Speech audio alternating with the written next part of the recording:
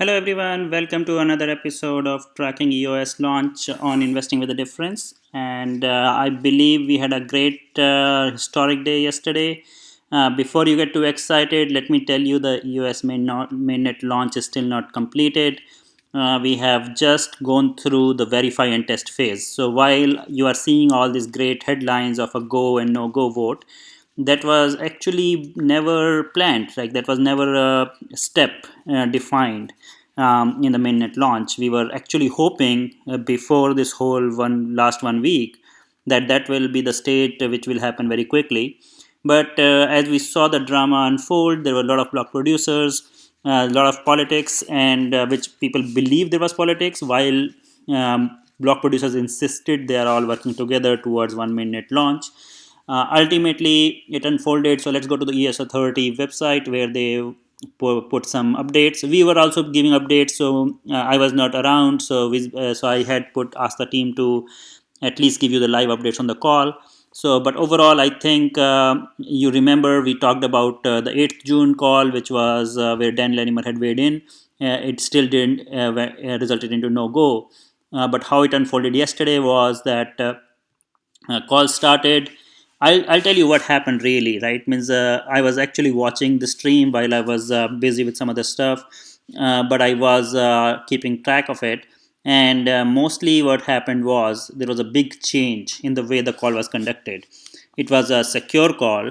It was only validated people were given the links to the Zoom chat. And now they were also asked to identify themselves. In addition, the votes were tracked on Telegram, like the identities were tracked on Telegram, and the voting was correlated. And it was much more organized process than what happened on 8th. In 8th, there were concerns that there were a lot of people being invited by one block producer. They were sharing links. There was no secure link. Anybody who has a Zoom chat link, they were able to join it, and a lot of people created fake votes, and there was a very big misunderstanding. So I'm glad that everybody came together, but I think a lot of things changed from 8th June. 8th June, what was happening is a lot of token holders, Telegram chats everywhere, people got agitated because of this no-go vote. The reason for that was that the first vote was actually a go, and then there was a confusion around issue reported by a person in Hong Kong. Then there was another concern around the issue of whitelist and blacklist reported by EOS Canada. So there are a couple of issues. Dan Larimer had confirmed that that issue is not a blocker, but block producers were not comfortable. Finally, the great thing is that Block.1 and specifically like Dan Larimer himself committed that they will make a quick release. So they made a release of 1.0.2, and EOS version 1.0.2 was made available as soon as possible. And before this call started yesterday, they were able to validate what is the changes. They confirmed it. So remember, we were concerned about the whole testing process of this 1.0.2. So how the block producer did was they just reviewed what is changed. They did a difference between this release and the previous release, and they reviewed it and they felt comfortable. So that's why, if you're asking why they didn't go through the whole security process, so if you know some software development, I have a background in this, so I'm just explaining you. There are two ways you do it. Either you go through the whole software testing, or you can make sure you are very carefully inserting changes, and that's what they did. So they only took that one change which was fixing that issue. It was reviewed by a lot of people and within the core team. And once they said that they have reviewed it, they are comfortable, and the code is ready, then they took the vote. And when the vote happened, because now the block producers were accountable, they were identified, they were only one person from each block producer, and it was very clearly mentioned that if they say that they are not ready and that's why they are voting no go, that will not be acceptable. And now it was the biggest thing was the whole stream was being telecasted live. So if it had been a no go, there would have been a discussion, would have been a very clear identification of who is voting no go and why, and nobody was willing to take that risk because token holders were watching. And I think, moreover, that is more of a politics side of it. But I would say Anyway, as you know, even in the previous call, a lot of block producers were ready.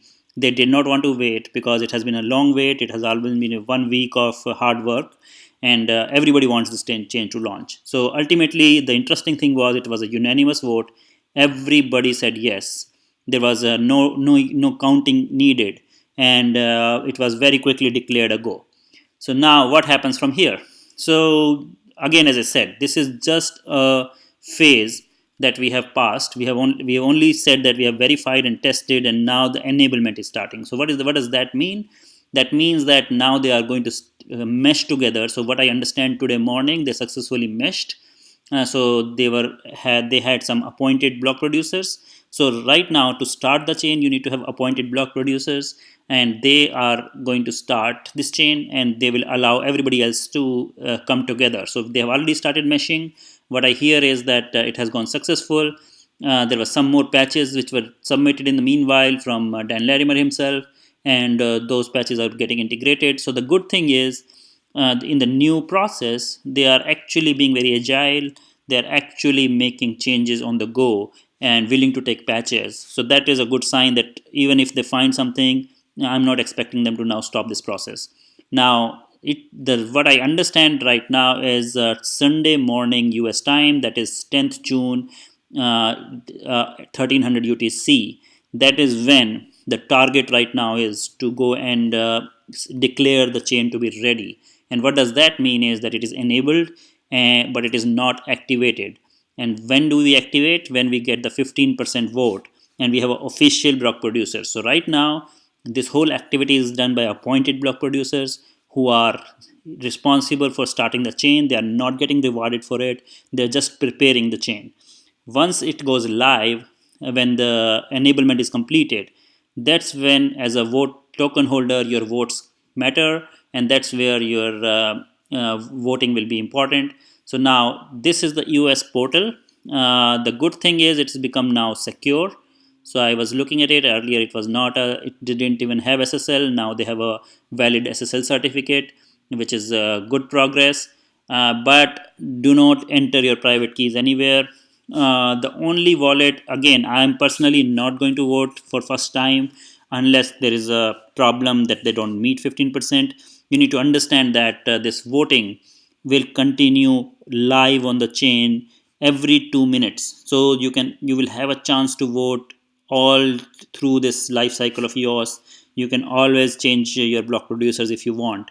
That is the power of EOS. You can actually boot out any bad party anytime you want. So every 126 seconds there is a vote on the chain, and there are a lot of different things. If you want to learn about it, we can cover it. Basically, the chain itself, the vote itself is valid for a very long time, but it keep on reducing weight. So you do not, if you vote once, it starts decaying after a week or so, I believe, and it has a reduced weightage over time. But you can vote again and again. But every time you vote, your tokens are locked. They call it staked tokens. Your tokens are staked, and you cannot move them on the chain for 3 days. By the way, everybody, once the chain goes live, irrespective of whether you vote or not, all your tokens are automatically staked. So you cannot withdraw or you cannot move the tokens for 3 days. What I'm hearing is they are what they have come together and said that there will be a few tokens, like for example 10 EOS for every wallet, which will be unstaked to make transactions happen, because you do want to start the chain with a few transactions. So they are trying to make it like when 10 tokens will be unstaked while everything else will be staked. So all these things are being worked out. They are again not public right now. They are going to declare one by one all these decisions by block producers, but this is kind of thing which is again a kind of a governance model, kind of the rules which community is going to set, and ultimately all these things will become voter proposals. They will become like they will be up for vote by token holders. So all these things are again part of constitution. We will, as we go along, we will share more details. I think right now what you need to know is, I'm assuming most of you hold more than 10 tokens. It's 10 tokens is a very small amount. We're talking about only $100 or so, one for $50 or so. But if you're holding much more, you need to understand that you cannot withdraw them, you cannot sell them. They will be staked in the system. uh, until the mainnet goes live, and then wallets are announced, and you need to claim your tokens, unstake them. Unstaking is a step which every token holder has to do. They will not be automatically unstaked. So that also gives you a sense of security, because even after this happen, all the tokens will be staked, and nobody can just withdraw all your tokens in one go. But in the meanwhile, we were talking about wallets. I'm seeing more and more details about Scatter. As we have discussed multiple times, it is actually a very reliable person developing it. The team is very, very high in reputation. If you end up installing it, make sure you do not search it on Google Chrome Store. Always go from this link. There have been a lot of cases where people have got a fake extension approved, and make sure you are going through this link.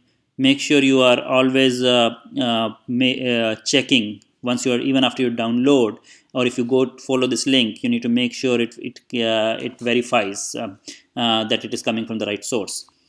Be very, very paranoid if you are deciding to use a wallet right now. But the good thing is, what I'm hearing is that Scatter wallet is allowing, this extension is allowing you not to have to put your keys on the portal.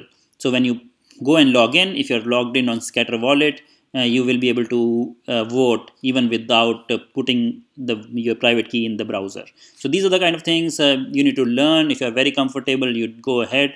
At this moment, I am not 100% comfortable with this whole process and accessing my tokens through any of these portals. I will keep waiting for the feedback from community on how it is going, and maybe some more time how it goes. So one more thing is what is happening in while this whole launch euphoria is going on. Again, as I remind you, we will the best case launch is on Sunday US time, because that's when the voting will start, and it can happen within, let's say, 1 hour, or it can happen in 10 minutes, or maybe it will take another few days that 15% votes are not received. Because, as I said, a lot of people are not sure how to vote. They're still This is still a learning process. I'm assuming that the big guys who have a good team, they may end up finding ways. They must have some secure people.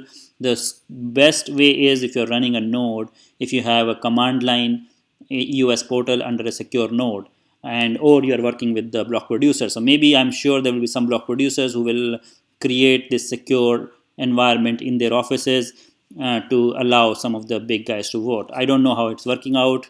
Everybody's working and sharing information. A lot of good information is coming from various portals. Make sure you go with a tool which is backed by the block producer you trust, and which is really, really secure, and you have got all the questions answered. So as you can see right now, the portal is showing no chain alive yet, because it will come only tomorrow. That is at least 24 hours from now, or maybe more. And once that happens, you are ready to vote. What else is happening in EOS world? So let's look at it. So I think the one big thing, which because of all the news around EOS mainnet launch and how it was going around, and the politics, people forgot about EOS hackathon. This is actually one of the biggest event. If you're a EOS token holder, you need to follow this, understand what's going on. There have been a lot of people participating. These are actually finding the next generation of dApps, and this is we need to I will find out what is happening, and maybe inform you guys on how this went. So I think the what is most exciting is going to be what kind of apps come out of it, and there were a lot of VCs participating in this, and you expect, while they are giving away prizes, these are coming from block.one. The biggest thing will be if some of the apps get supported by some big VCs, and if that happens, those will move faster. So all these things are going to really define the EOS ecosystem while the mainnet launch is still happening. We did have one of our community member in Tulip conference, which happened here in Bay Area, Silicon Valley, in San Francisco over last couple of days. So we are planning to do a show on that once the person is back, and hopefully we will share more details. It was very exciting news there. A lot of exciting stuff on EOS. There is actually a workshop happening in that Tulip conference now this weekend, which is EOS focused. So more and more developers are joining EOS, And once this mainnet is launched, this is just a start. Remember, this is not a time to celebrate. This is a time to start looking at a change in how blockchain works. And we believe that this is a very very early stage of the EOS ecosystem, and this is like a start of the project. So even though we are huge, we are like looking at a 15 billion, 14 billion dollar valuation today of EOS. But the fact is, the project is this is not even a day one. Once the chain launches, when this EOS launches, that's when the day one will start. So do not expect a big move. So what happened yesterday when this go vote happened? We had a small bounce. The stock went, the EOS token went up by almost like 4 to 5%, and then it is now cooling down. So don't expect it. Like a lot of people are like traders. I myself did a trade on BitMEX. I'm doing a leveraged trading by 28 times. If you're interested in those, again, as I said, we have some referral links on our YouTube channel. But overall, let me tell you that don't expect some huge movements just because of this launch, because this was expected. We know that EOS was very good quality software. Dan Larimer had a good history. It was actually a risk to go down if the software launch. There are a lot of risks, like the bug is found, or when the mainnet goes live, if there is an attack. There's actually a lot of risk of this going down a little bit. I'm not too worried about it because I know the team is good and they will take care of it. There is nothing which right now the tokens are anyway staked for 3 days, which this also gives us some confidence that if they find some bugs, they will solve them. But remember that there can always be personal attacks where you lose your keys. There will be fake portals to vote. There will be a lot of other wallets trying to tell you how to claim your tokens. Don't be in a hurry. If you're a long-term holder, don't worry about this up and down price move. It's just a start right now. If it is at $14 and on Binance it's showing around 14.28, I would say this is just early days of EOS. All right, so this is it from now on the mainnet launch report. I plan to do a few more videos on what is going to happen next, how the EOS ecosystem is going to build, and once the mainnet is launched, we need to learn the individual EOS tools, and we will learn together. And hope this community will always focus on learning and trying to be on in this whole process of this revolution happening with EOS. We all want to be aware of it and not just speculating. As a trader, as an investor, of course, everybody wants to make money, and I myself do that. But beyond that, if you don't understand what is happening, you will make a wrong call. So that's what you need to understand. Make sure, remain safe, learn more and more, and ask us questions. We will also do some live shows early next week when more and more tools are available. Till then, bye bye for now, and keep your subscriptions going, share our videos, and also share with your friends. Thanks a lot. Bye bye.